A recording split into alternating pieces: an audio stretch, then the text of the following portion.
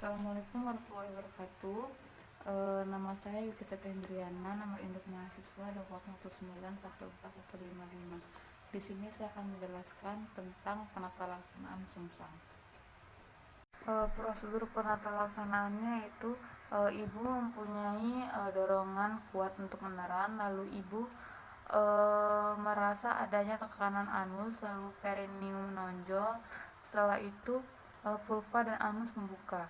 Setelah itu lakukan pembersihan vulva dan perineum menggunakan kapas basah dengan mulai dari labia mayor terjauh, labia mayor terdekat, labia minor terjauh, labia minor terdekat, vestibulum sampai dengan ke anus.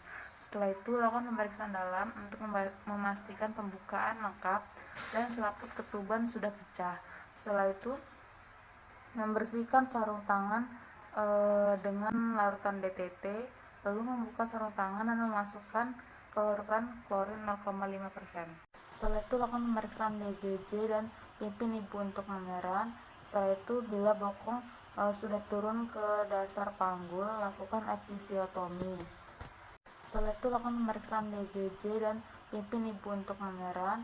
Setelah itu bila bokong sudah turun ke dasar panggul, lakukan episiotomi. Teknik pertama itu ada teknik brah, di mana kedua ibu jari di bokong bayi, lalu jangan lakukan intervensi apapun, tunggu sampai perut dan sebagian dada keluar dan kendurkan tali pusat, lalu curang ke bawah, elevasi ke atas, hiperlordosis. Setelah itu teknik kedua itu ada teknik klasik, di mana teknik klasik ini dilakukan dengan satu tangan memegang pangkal kaki bayi, pergelangan kaki bayi. Setelah itu longgarkan bahu posterior bayi dengan elevasi ke arah kanan perut ibu. Setelah longgar bagian bahu posterior, kaitkan dan keluarkan lengan bayi.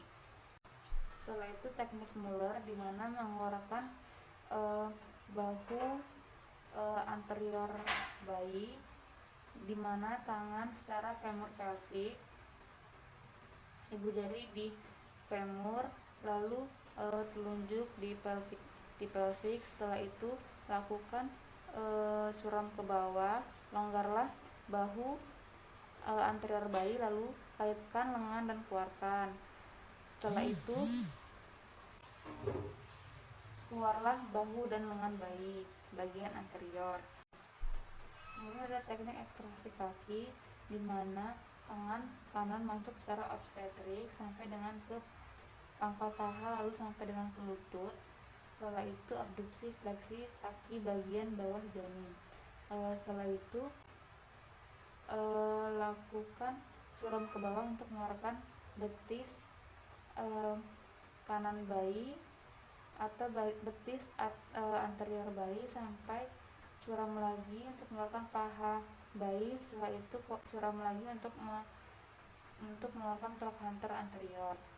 Selanjutnya ada teknik ekstraksi bokong, di mana dari telunjuk penolong yang searah dengan bagian kecil janin dimasukkan ke dalam janin dan diletakkan di lipatan paha depan dengan jari untuk memperkuat tenaga tarikan ini, maka tangan penolong yang bagian kiri mencekam pergelangan tangan kanan, lalu curam ke bawah, keluarlah trochanter anterior. Setelah itu elevasi ke atas dan keluarkan kaki seperti memijat. Kemudian ada teknik Marishu, di mana bayi diletakkan di tangan kiri seperti menunggang kuda, satu jari dimasukkan ke dalam mulut bayi dan dua jari diletakkan di maksila.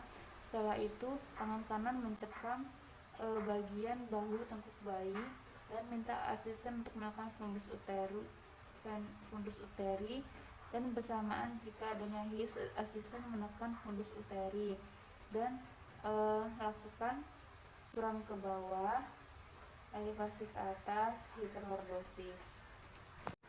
Sekian yang dapat saya jelaskan dan sampaikan. Saya akhiri. Wassalamualaikum warahmatullahi wabarakatuh.